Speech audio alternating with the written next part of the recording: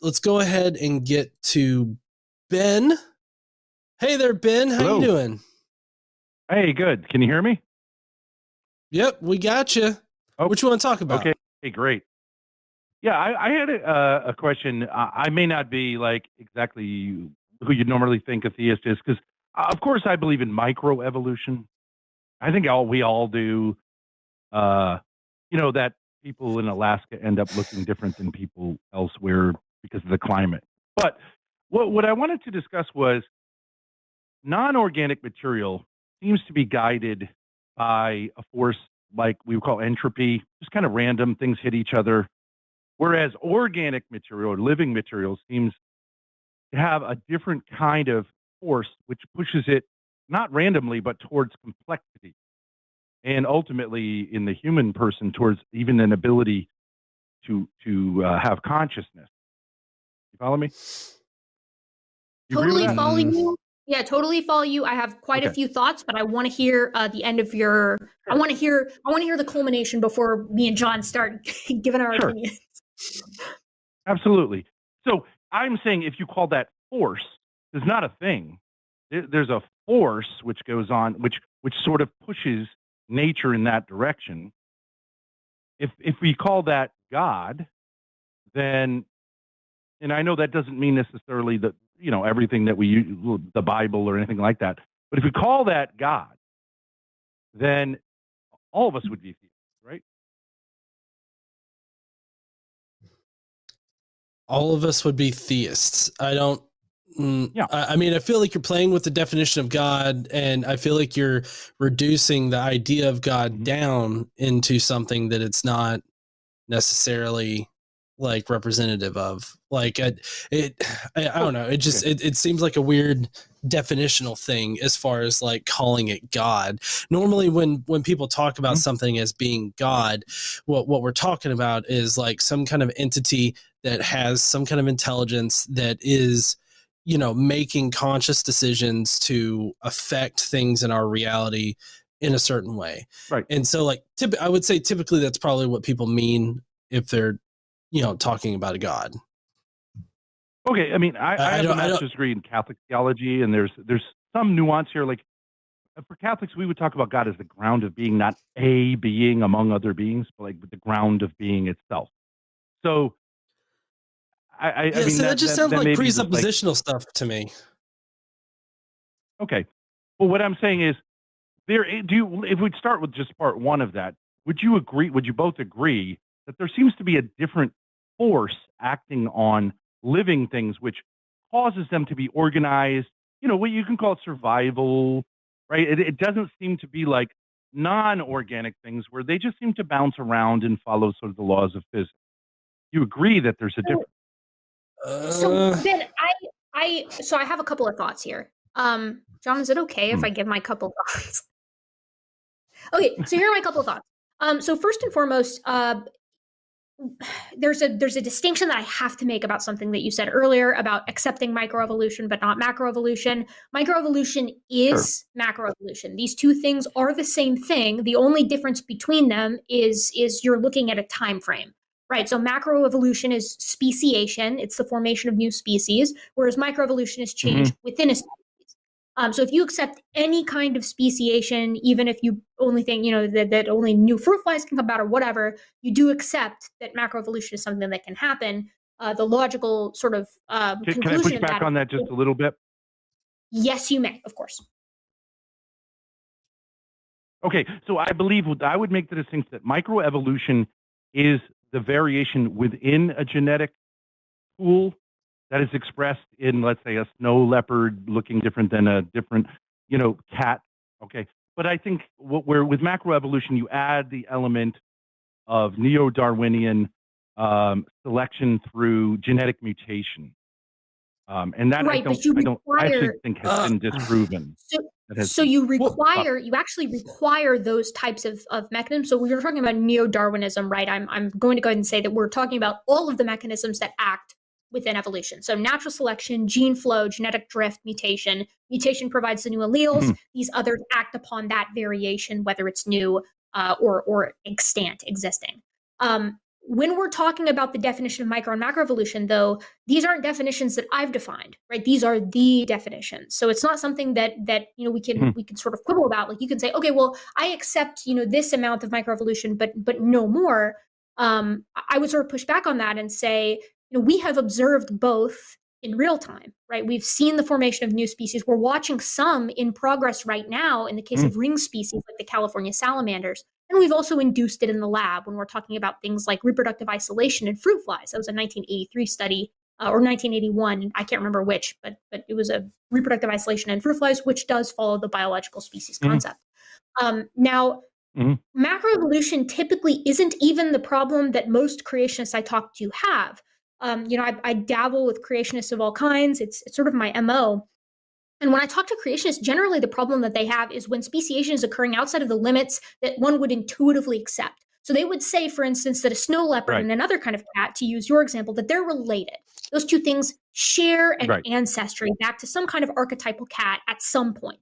I agree. But I would push it further and say that archetypal cat shares common ancestry with an archetypal dog or an archetypal bear or whatever as we move back in time, just as we see with the family tree. So creationists don't tend to have a problem with speciation or even macroevolution.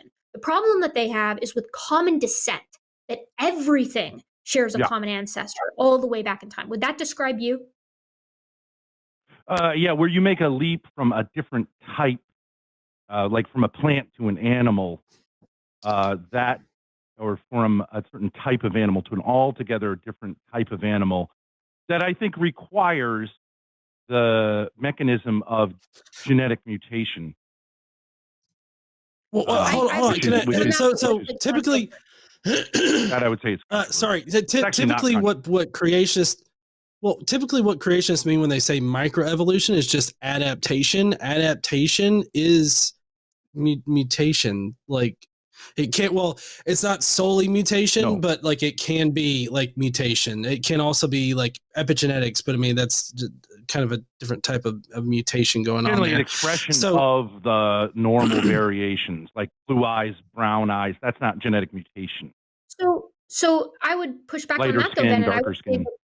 I would say that we've seen the emergence of really phenomenal de novo, out of nothing, adaptive mutations. A one that I like to bring up, that I've been bringing up ad nauseum lately because it's such a striking example, is you have these two populations of fishes, right, that live in the North Atlantic. One population of fish can only go so far because the water gets too cold and their blood freezes, right? When the water is freezing and you have blood inside you, it runs the risk of freezing. But there is another population of fish, and it is the closest living relative of this fish species that can only go so far north. This northern fish is specifically called an ice fish, and it is unique from this southerly population of fish in that it has a single de novo protein that it has developed. It is a duplication, so you have this gene that's responsible for forming red blood cells in all of these different types of fishes. And in the southerly population of these two fish populations that I'm talking about, it does normal blood stuff. In the northerly population, that same gene has been duplicated, so they have two copies. And then the second copy has experienced a point mutation, so a single change in a single letter, right, that has given that new gene, that new chemical that is critical for forming red blood cells, the property of antifreeze. So this population of northerly ice fish that is, again, their closest relative doesn't have this, can now survive in an area because its blood is basically antifreeze, right? Chemically, it is, analogous to antifreeze. Now, this was a de novo mutation, right? So that means out of nothing. It means that you've gotten a duplication of a gene and then a point mutation that is neo-functionalized it. It's given it a new function. That is striking because that's not just existing variation. That is taking something that has existed and quite literally through the mechanism of mutation, creating something new. Yeah, but it's a minor. Okay, so yeah, I mean, okay. I would say that the Neanderthal. Go ahead. Oh, well, I mean, I guess I was just going to bring up, like, there's so many examples in nature where, like, mutation is part of the adaptation aspect. I think Erica probably knows what group I'm talking about. It's a group of South Pacific Islanders that what they do is Yeah, them. They are so used to like fishing. They dive down deep to fish. They have developed this adaptation, which is a mutation that allows them to stay underwater for longer periods of time so that they can hunt. And this is something that's they've developed over long periods of time, and it's an adaptation that is a mutation. I mean, that's one thing. Another thing is in the lab we've also been able to modify single genes that would be like sort of similar to how mutations operate in alligators, like gator scales and stuff like that. They end up turning into like sort of the first steps in developing feathers, like little needle-like feathers. They start developing into them. If you can recall, do crocodiles have feathers? No. Okay. Crocodiles don't have feathers. So like we make one genetic mutation, right, to their genes, and their scales turn into prehistoric feathers. So like when you talk about how microevolution is not these genetic mutations and these changes, I guess I just don't understand your concept of what differentiates macro from micro. Sure. I admit there are genetic mutations, and most of them I think you would agree are lethal. But occasionally they can be beneficial. In rare occasions, they can be beneficial. Sorry to interrupt. Let's recalibrate that a little bit. Most are just dud, I guess. They don't have an effect. They're neutral. The ones that, right. Yeah, and then out of the ones that do have an effect, I think most are not beneficial, and then there's a small segment that are beneficial. Sure. Yeah. No, I'm not here to say genetic mutation is not a thing. I absolutely think genetic mutation is a thing. I think that's non-controversial. I understand. But I guess most of what let's say within the human, I don't have this kind of like new Earth theory, or I think you would agree. It looks like humans came out of Africa, and maybe light skin allowed people who moved into Europe to whatever it is, like have more sun absorption, more vitamin D. That's why within the natural variation of skin color, lighter skin at the time was more successful. I don't doubt any of those things. And there's also things like webbed fingers that are, I think, genetic mutations, which I don't think affected anyone's survival. But so I'm not disagreeing with any of those things. I would just say that there's a mathematical issue of whether a series of genetic mutations can occur that would cause like a leap from one type of thing, like from a plant to an animal. Can you have a series of genetic mutations that all take place? It's just a math problem. And I think the answer is that mathematically it's not possible. But that's actually not my main point. But So there are a couple of things here, right? And I'm going to loop them into what I made a couple of notes on your main point there when you were first outlining your position, right? Animals don't come from plants. Plants don't come from animals. We share a common ancestor. Same lump fungi in there. Other different types of bacteria or archaea. Same situation, right? So you don't go from a plant to an animal or an animal to a plant. They both descend from something that was far more simplistic than both. But what John was talking about there, we can even do that with complex things like body plans, right? Like we can induce chickens to have fingers, right? We can induce the development of sort of proto-forelimbs in fish. This is something that isn't that difficult, and it's done not by adding any new genes, we're tweaking existing genes. Because the sort of tetrapod homologous pattern of limb bones and the nature of how we build our bodies, it's shared genetically. It's highly conserved amongst all tetrapods, and it in and of itself is just a few changes, major changes, of course, genetically, but they're mostly changes in expression and duration from what we see in sarcopterygian fish, like very simple sarcopterygian fish like lungfish or whatever. But that leads me to a problem that I've sort of just exemplified myself, which is calling them simple. Because this complexifying force that you're talking about, that's not a totally new idea. There have been scientists who have proposed in the past usually around the post Enlightenment, with around Darwin's time, give or take 30 years, that the reason organisms change to become more complex over time is because of the hand of God, right? Like there's an influence of God here. He's sort of driving the complexity in organisms. But the problem with this is not all organisms move in a more complex direction. Complexity isn't necessarily a good thing. And in fact, sometimes being simpler is better, especially, in environments that fluctuate relatively quickly. And this is the reason why life has existed on Earth from a conventional time scale, at least 3.8 billion with a B years, but complex life doesn't show up until 550 million years ago. Like stuff was simple for a very, very long time because it worked.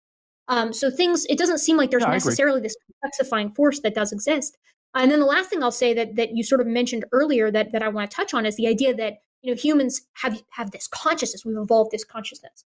I'm a very firm believer that whatever the consciousness that exists in humans that makes us aware, I think it exists in other organisms. I don't think that it exists to the same level as we see in humans. Our level of self-awareness is quite extreme in the sense that we're able to empathize, like I said earlier, through space and time and with things that don't even exist. But certainly we see versions of this that are pretty dang close. In other apes, we see them in proboscideans. So elephants will bury their dead and then avoid the pathways that cross over where their dead's been buried. We see them mourn and react when they hear the calls of their dead loved ones.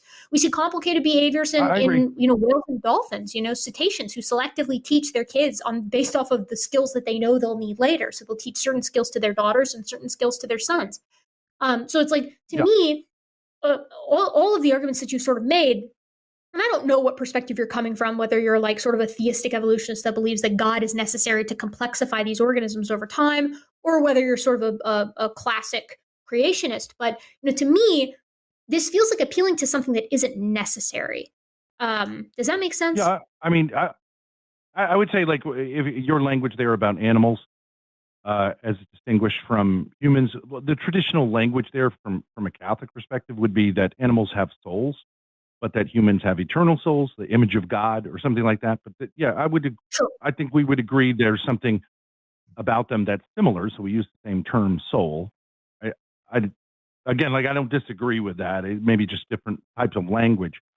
But what I'm getting at is, why would, if in general the laws of physics control things, why would there be this different force with animate plants and animals that seems oriented towards, I'm not saying complexity in every case, but you would say evolution is generally from simple to complex.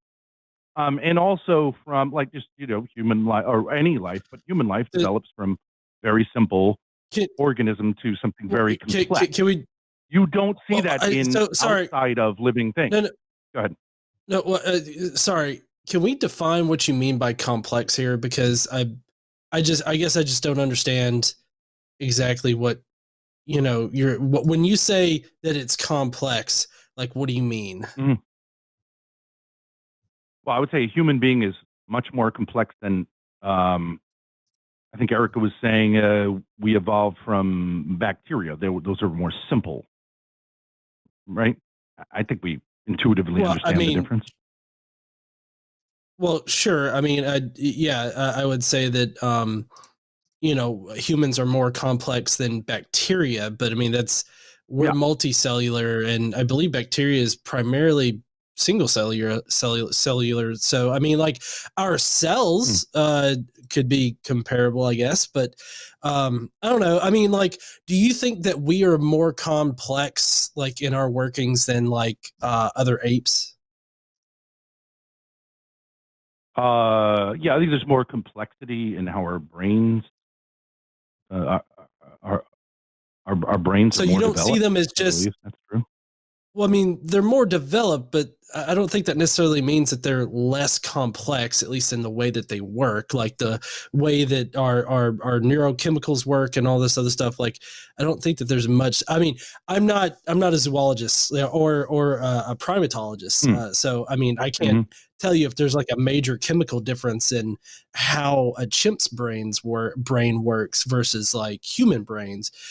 But if you look at the product of human thinking, it's obviously way more. A city is way more complex than a group of chimpanzees, whatever that's called. It's obviously much more complex. So just because this is sort of in my wheelhouse, the similarities between humans and chimps have been noticed since like Tyson in the 1700s, like the late 1700s, but 1700s nonetheless. To the extent that Linnaeus put humans and apes together, other apes together, and anthropomorpha as like the single group of sort of man-like critters. So what John said is correct. We have all of the same brain regions. We have all of the same anatomy and neurochemistry. It works the same in humans and chimps, and works the same in most mammals, right? But what makes humans sort of different is this cultural, the accumulation of cultural knowledge that has been happening over time. Mm-hmm. But if you were to look at a human group 300,000 years ago and compare them to a chimpanzee group living today, there would be a difference, but it would not seem nearly as stark as it seems now with the technology that we use. The reason is because humans accumulate knowledge. Hominins in general seem to have been doing this, but Homo sapiens, for whatever reason, and people seem to be pointing to transcalase like 2, which is this interesting little mutation that like really increased the amount of neurons or the organization of our neurons. I can't remember the exact details. It was pretty interesting deal that Neanderthals and archaic Homo sapiens don't seem to have. But it's like you have this pretty big change that happens that leads humans to the innovation or our capability for innovation today. But it seems to me like that difference is not one of kind, it's one of degree, right? So fundamentally, the kinds of things that we do where we make tools and we grieve and we joke around and we politic and we fight with each other and we love each other and all that kind of stuff. Other apes do that. We just do it to a different degree. And that's partially owing to the fact that we're the last hominins left. If we had other hominins to compare us to that were still alive, it also wouldn't seem nearly as stark. But I guess I agree with you that there are many similarities, and I would say there's a distinction, but that's actually not my point. But like others will make a point, of course, that there are faculties that humans have that no other animal has. But that's actually not my point. Here, my point was about the force, which is different, like that appears to be different in living things than in non-living things.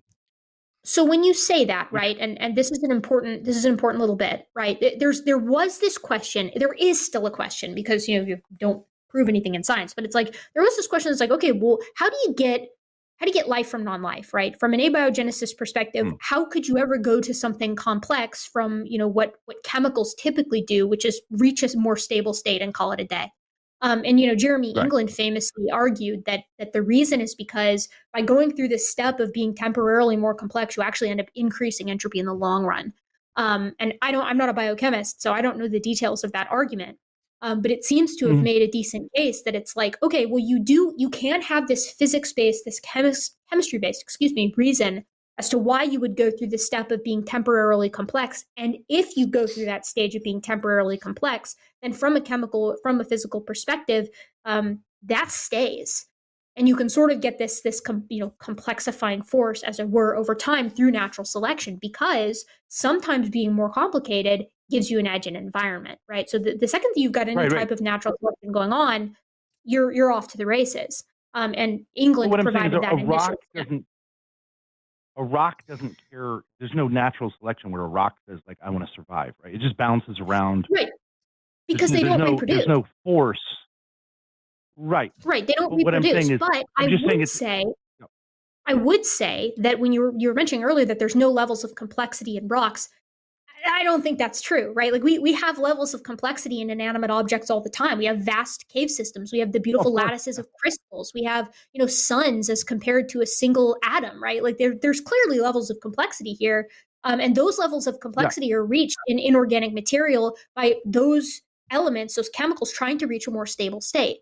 And the idea is that in organic chemistry, when you're looking at critters and the chemistry that precedes critters from showing up in the first place, you're looking at something that's relatively similar. It just goes through a step where being more complicated actually does end up increasing the entropy and is simultaneously more stable. And I could not dream of giving you the details of that because I'm not smart enough to know biochemistry. Sure. I don't disagree with you that I didn't say that that inorganic material couldn't be complex, but I can see how you might have read me as saying that. But I'm just saying there's a different type of force at work altogether in living materials, which seems oriented towards survival. Why? It just seems fundamentally and obviously different than inorganic materials, which don't seem to have this drive towards surviving. A rock, I don't think any of us would say a rock cares whether it's split in two or split in a million or becomes part of. Whereas with life, we could call it life, the force of life, or if you want to call it evolution, the force of evolution. It seems to be directing things towards surviving and thriving and reproducing and all that stuff, and we agree with that. But I'm just saying, if you label that force. Sure. If you want to call, you could do the same with the laws of physics. You could say that the laws of physics are constant and that yields certain results that we see and forms the natural world, here and to the stars. And you could call that God. And, if you want to do that, who am I to stop you? I don't find it to be nearly as sort of ordered perhaps as you do. But in that sense, right, when we're talking about this difference between being dead and being alive, being abiotic or being biotic, a rock doesn't care if it's split in two. Totally true. Rocks don't reproduce, right? For something to be alive and therefore for evolution to act on it, for it to, want, quote unquote, to survive, it has to meet the criteria for life, right? Of which there, I believe it's like 8 or 9 characters. But some stuff occupies some of those characteristics and not all of them. Is a virus alive? Does a virus have this complexifying force? Because we certainly have many complex viruses, despite the fact that it doesn't meet all the criteria for being alive. So we have these living, quote unquote, transitional steps between abiotic and biotic as well, which is weird and I don't think should exist if we've got this singular force. I agree. Viruses are in that little weird space, but I think that you would also have to. Well, I was just going to say that I think that you would also have to differentiate your whole force idea from just the instinct to survive. Like, as far as living organisms go, living organisms, they survive. Like, that's one, if you had to point out like one transcendent goal, like of living organisms, I would say that it's, survival. And so like this force that you're talking about is literally, right. It's literally just, these organisms surviving, and that's what's causing the change. Like, if these organisms aren't going to survive, then they're going to have to change to adapt to the environment. Not that it's like a conscious change, but it's a change over long periods of time through adaptation. Sure. Yeah. But I'm just saying, why does a rock not want to survive and grass wants to survive? I'm not saying a rock is not conscious. Grass is not conscious. Like you're doing a false analogy. No. Right. I'm saying that it doesn't matter to your point. To want to survive. No, you know what I mean? No. I'm saying that it doesn't matter to your point because it's a false analogy. You can't compare non-conscious items to conscious items and be like, well, why does the conscious things want to stay conscious? Like, it doesn't make sense to me. I'm not saying grass is conscious, but yet it seems to act as if it wants to survive and reproduce. It does want to survive and reproduce in the sense that all living things and some things that aren't totally living want to reproduce, right? Like it's this entire concept of the selfish gene. It's like you want to reproduce what you are. Yeah. That's what living things do. And they have the mechanisms, they have the machinery to actually do it. A rock couldn't reproduce even if it wanted to, even if it was alive. Right. It lacks the machinery, which is, where viruses come in. But yeah, I think my sticking point with all this, Ben, is just that it's like, I don't know. I'd be curious to like pick your brain as to see like where you lie on the sort of classic creationist scale, because you said some stuff here that reminds me of the classic sort of Catholic theistic evolutionist perspective, a God-guided tinkerer or whatever, or at least a force put into place. But then some of that stuff about macro versus micro evolution that you said at the beginning sort of reminds me more of like a classical creationist perspective. The long and short of it, I think, for me, is that I think they're appealing to a complexifying force where there doesn't need to be one. This idea of a complexifying force did exist. There were, naturalists and then biologists who proposed it basically up to 1905, 1910, something like that. But once genetics was sort of unzipped by, I think it's Thomas Morgan and the likes of him, and we started seeing how they actually, like how the cellular machinery actually works and changes over time, talking about the example of the badger, we're talking about the example of the ice fish, right? It's not necessary to appeal to it unless it's this ethereal thing that can't be investigated by science in general, which, if that's the case, who am I to speak to it at all? Does that make sense where I'm coming from? Well, yeah, I mean, I guess it's something that is assumed. I don't know how it would be investigated from the point of view of natural sciences. It's just assumed that life wants to, even when it's not conscious, there seems to be a force that wants it to thrive, unlike inorganic material. But that's like I would just say if you call that God, then you're that's like ascribing a want to gravity, though, right? Like that's like saying, okay, when you have an immense mass, these particles want to be together, right? They want to clench together and stay, and they don't want to break free. It's like, if in the sense that you want to say gravity is divine, that perhaps there's a similarly divine force at work in biology. If you want to say that, brother, that's your prerogative. But to me, I don't see a necessity to appeal to that. Well, so and as far as that goes, I look at nature more as it's a constant movement towards an equilibrium, whether that's entropy, working to an equilibrium where there's no work being done, kind of thing, or if there's like equilibrium in an ecosystem.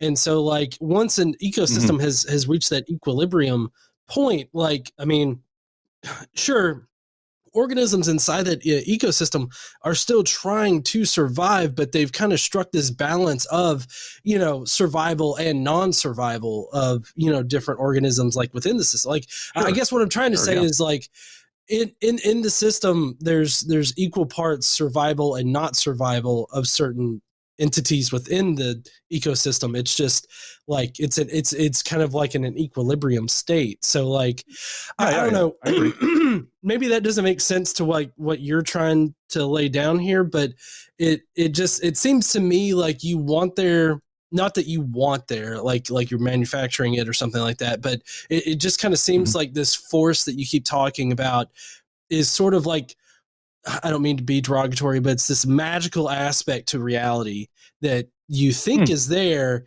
that's causing organisms to change to survive. But I really think that it's just the nature of consciousness itself, this need to survive, this instinct to survive and everything. What you imputing consciousness to grass? No, but I don't think that grass has an instinct to survive. I think grass just grows. You don't think it does? It does, right? No. It does, not like a rock. It has an instinct, in other words, not a conscious.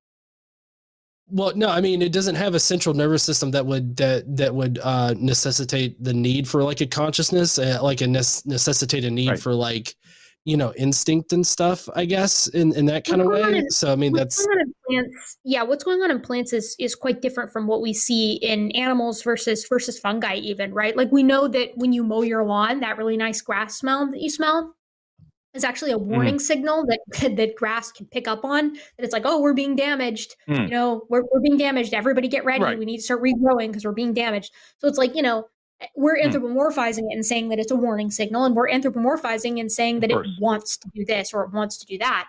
But grass is composed of cells, and cells have DNA and genes, and those do want to reproduce. They in the same way that a chemical element wants to become more stable, genes want to replicate themselves. Now, I don't know what you want to call that desire, whatever. Like, I don't think that it's I don't think it should be framed that way. But in the same way that we call natural selection instead of natural preservation, we do it in a way that I think makes it easier for us to understand. So it's like, I don't know. Plants are doing something different as compared to fungus and animals, but I still don't think that you're looking at this force there, at least not something that's going to be investigatable by natural science. And I think we agree on that, right? Like earlier, you sort of seem to agree with the fact that, like, wait, if there is this force, maybe we can't investigate it with science, right? If I don't think scientists have the foggiest idea of what life is. natural scientists or anyone else. And I don't think theologians have any idea what it is either. In its essence, life itself. We can talk about how it works, but I don't think theology has a proposal as to what it life is.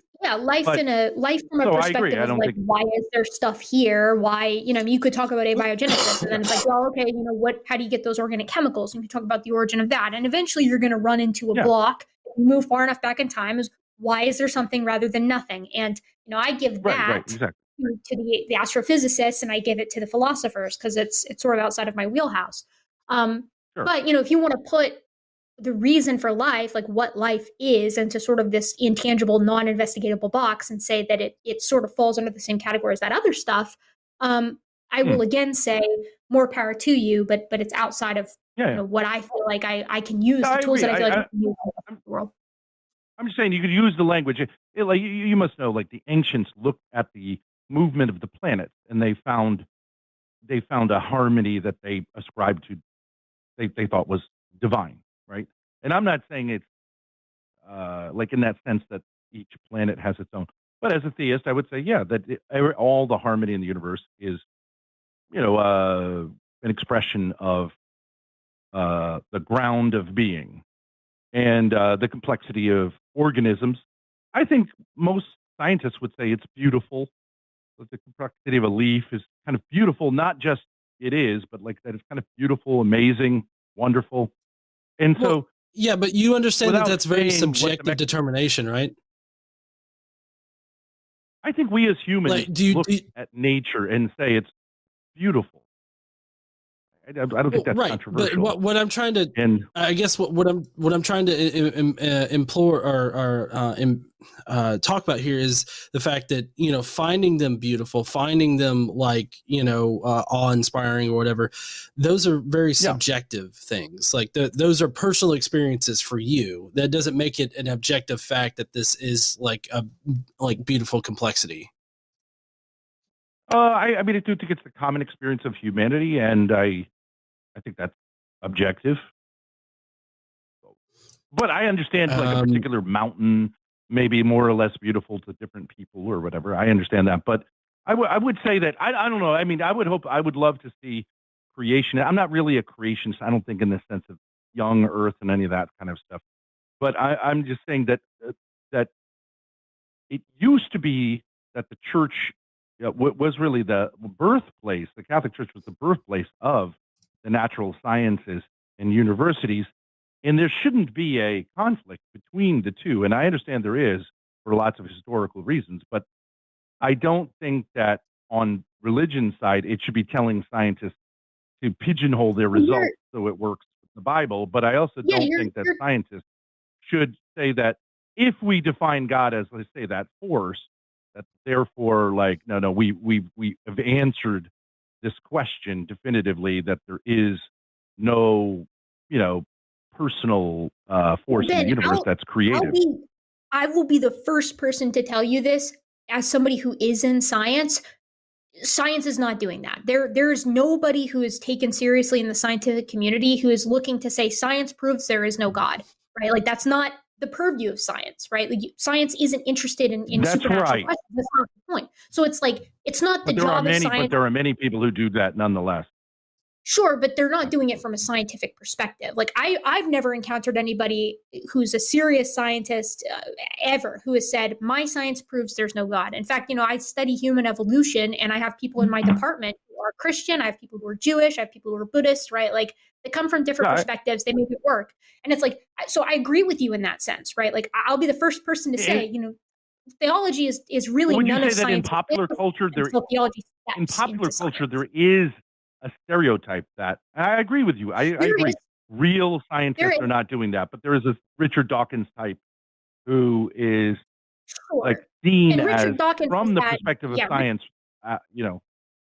making a philosophical judgment. Richard Dawkins has some cool stuff for evolutionary biology, and he's also said some really dumb stuff, and I don't think I'm alone in thinking that. But what you're talking about is true, right? Like there's natural theology was the birthplace of a lot of the natural sciences, at least in the West. Now, we tend to ignore Yeah. the fact that there were other places that science was at work and that, came at it from Sure. different perspectives. But in the West, we agree that is the case. And I don't think you're gonna have a problem with that. At least, you're not gonna have a problem with that with me, certainly, like saying that these two things can be harmonious. My problem comes when people try to say science, like they say the opposite. Science proves the Bible, right? Or science indicates that there is a God, or Sure. science points towards a God, because I don't think it does that either. I think it is kind of that's not its purview. That's not its magisterium. It's I not agree. interested in that kind of question. And that I means, agree. It's that's not why I go philosophy. toe to toe with, and that's why I fight with Christians all the time, because they like to say that science proves this or science proves that when it demonstrably doesn't. But we can add that conversation Well, it might about sometimes prove something. It might, but it shouldn't be trying to prove or disprove something. It's just trying to explore something. Well, yeah, I mean, science, You know what I mean? demonstrably, it is not science. Science can't prove anything, right? By its very nature, it is provisional. So, technically, we could find a ton of data tomorrow that better explains whatever gravity is doing than gravity, right? And science would have to change its mind, and that's, in my opinion, its greatest strength. But I think we sort of hit an impasse here, not in a bad way, but I think we're sort of just coming at this from different angles, if that makes sense. Yeah. And let me give you one example. I know that. Sure. Well, I'm gonna let you wrap up. We do need to get to super chats and stuff. So, but I was just gonna let you wrap up. I was just saying, like Noah's Ark. I think they found shells way up high in mountains, and people said, "Oh, it's proof that there was a worldwide flood." And then that was later explained in a way that I think didn't hold up to this kind of worldwide flood idea. I'm just saying, science gave us the original evidence and then actually contradicted this. So I don't think, maybe science will figure something out in the future, but I agree. Ben, really wonderful talking with both of you. And I really need you to call back next time I'm on Skep Talk, because I really want to talk to you about the Noah's Ark stuff that you just alluded to. Because I have stuff to say about that. Call back next time I'm on. Yeah. I'd love to chat with you more about this. And thank you for the fun call. Love to. Thank you. Thanks, guys. Good night. Bye-bye. All right. See you, Ben.